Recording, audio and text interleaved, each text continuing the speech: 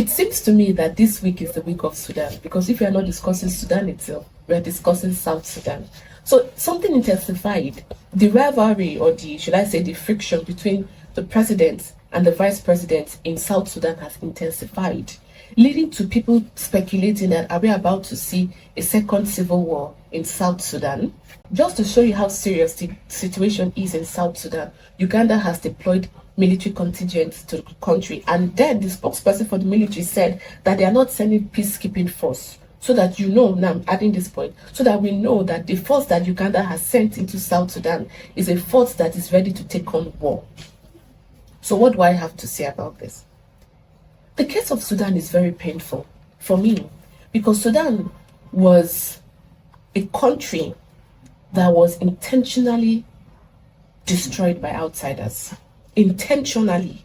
Because some people somewhere thought that the existence of Sudan was a threat to their project in some other part of the world. I do not want to call names right now because of the platform we are using. Some people felt that, and they worked because they had military might, they had economic might, and they worked to the detriment of Sudan with the help of people within the continent. So Sudan was the largest country in Africa before the civil war was brewing and brewing, pushed by outsiders. Don't forget, pushed by outsiders. The civil war was brewing and brewing and brewing. There was factions, issues, blah, blah, blah. And finally led to the point where South Sudan gained independence and broke away in 2011. Remember, it's the same 2011 when Gaddafi fell. Remember. So anyway, South Sudan broke away and became its country. Even after it broke away and it became its own country, there was still chaos and fighting in South Sudan. They were still fighting up and down. There was issues all over the place. And this has persisted even till now, that people are saying, maybe South Sudan is going to see another civil war. There are two things I want to say about this. First of all, I want to clearly say that the most important thing to all parties involved, the most important thing we should look out for in South Sudan is peace. Because peace is the only thing that can help. Anything war and destruction does not benefit Africa. We have seen it in Sudan. We have seen it in Libya. We have seen it all over. In fact, the African story, right, since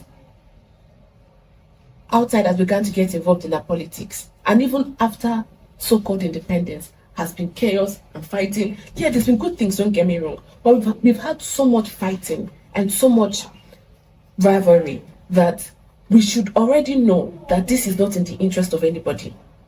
But having said that, and I hope that peace comes quickly to South Sudan before this whole thing escalates. But having said that, I want to talk about this South Sudan issue, keeping in mind where we are in Africa today. Back then, when it was one country, Sudan, right? A faction probably felt like, oh, this country is bad. It would be better for us to gain independence. The secession group, it would be better for us to gain independence. If we gain independence, all our troubles will disappear. If we gain independence, all our issues will disappear. Oh, the only problem that we, as an ethnic group, as a religious, or maybe united by religion, whatever, the only reason that we are not moving and we are not as prosperous as we're supposed to be is because of so and so people in this other part of Sudan. Blah, blah, blah. And then that idea, that ideology, that dream was sold to these people, and they thought that the peace that can never come to South Sudan will only come until they gain independence, and they broke the country apart. After the organization of the country, we are still having the same issues today. I said that to say this.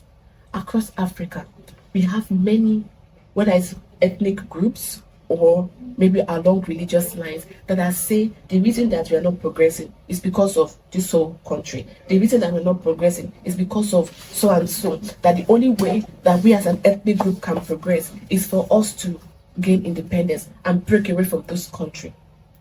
Look at Sudan. Look at South Sudan. That thing is a pipe dream. In a world of this kind of great power politics we play in geopolitics, right? There's strength in numbers. We are stronger, and that's why this whole Pan-Africanism idea is very appealing to me, because Fake countries created by the Europeans, by the way, with fake European borders. But at all these countries, we are better working together to advance our interest than working apart. South Sudan should be a lesson to all these people who are saying, let us break Africa further so we can have our own group. If the South Sudanese did not get the so-called peace they thought they were going to get, did not get the so-called economic advancement they thought they were going to get, don't think your story is going to be different. Because no, you're not special. You are not special. I'm saying this for every African ethnic group who is clamoring for breaking away from the bigger country. I'm of the opinion that let's even ignore these borders and work together collectively as Africans. That way we can advance. Yeah, I'm not saying we should collapse like completely.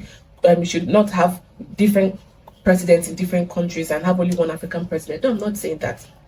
Because different African countries are in different levels of development, even culturally, a lot of things have changed, right? Even back then, even before the Europeans came, it's not as if culturally we're all similar across cultures. No, we've never been, right? But what I am saying is, while we still have our respective governments, we should work with one Africa in mind. We should work with one Africa in mind. I had a conversation with Ademola, and we discussed Ogbeni Ademola.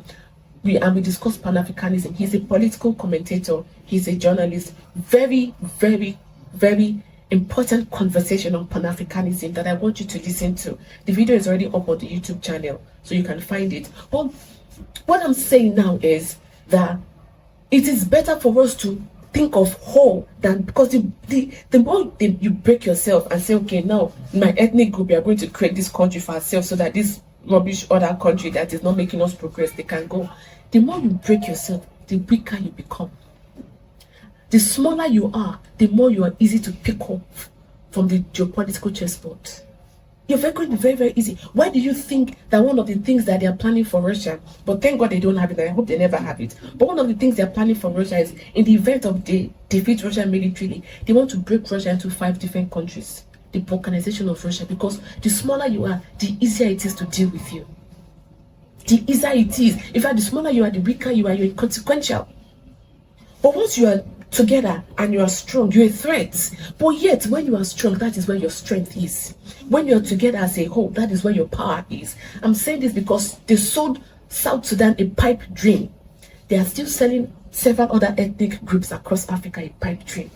Don't think that if you create your own small African country, you have a beautiful life. No, look at our history in Africa. That is, you may see some things in other parts of the world, all right. But in Africa's geopolitical chessboard or geopolitical game and Africa's geopolitical role in the mind of some people is different from that of some other countries, say in Asia or in Latin America or somewhere else. So that is what I want to say about this occurrence in South Sudan. South Sudan should serve as a reminder for we in Africa that we are better together, stronger. Instead of breaking apart more and more to become tiny countries, it is better for us to stay together and band together to become a strong force on a global scale. That is when Africa's interest will ever be actualized.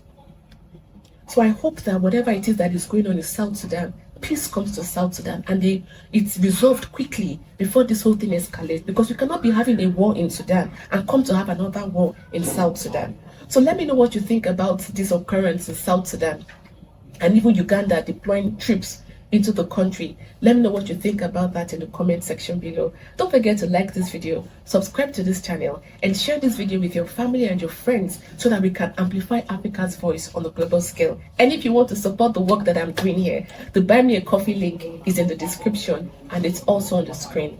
Thank you so much for joining me in this episode of The Amanda Show. I'll see you in the next video. Bye-bye.